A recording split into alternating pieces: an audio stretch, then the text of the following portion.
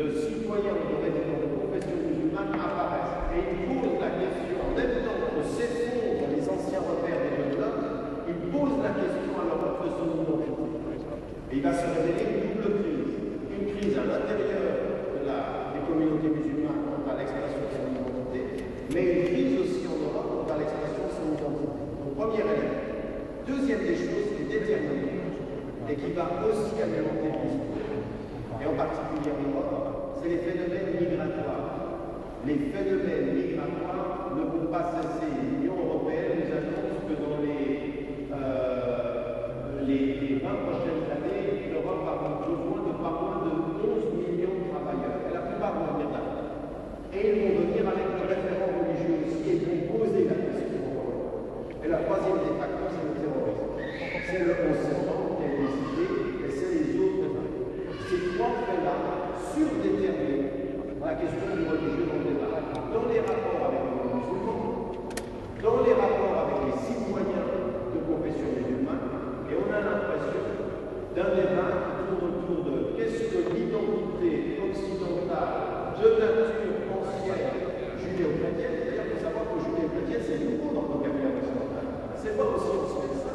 Ça date de la moitié du XXe siècle qu'on commence à préciser qu'on est judéo-chrétien. Au départ, on était plutôt chrétien.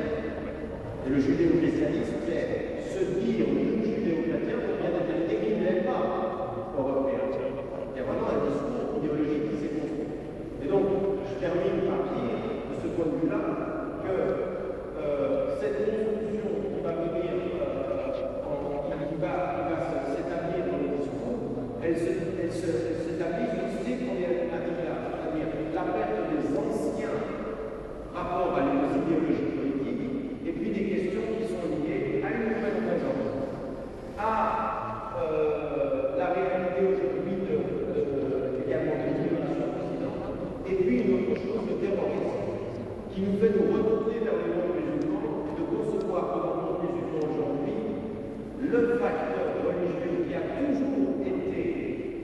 toujours été parlant dans les sociétés majoritairement musulmanes, le devient à la faveur des tendances les plus extrêmes et qui vient s'attaquer à l'Occident en Occident. Mais ça, tout à coup, ça va se déterminer les choses.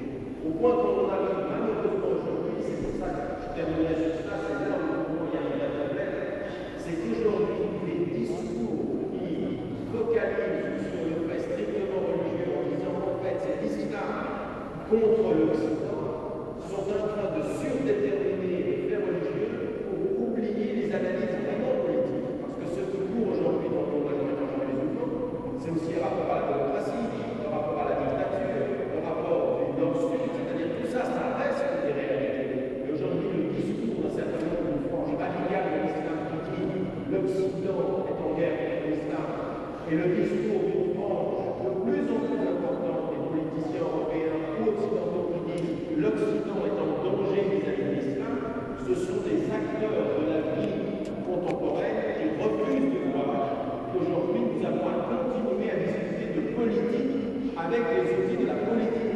C'est-à-dire qu'il y a des injustices, c'est-à-dire qu'il y a des dictatures, c'est-à-dire qu'il y a aujourd'hui des réalités des rapports nord-sud qui restent les mêmes et qu'on essentialise derrière le religieux parce qu'on refuse d'aborder des vraies questions politiques et sociales. Et je vous prends un exemple.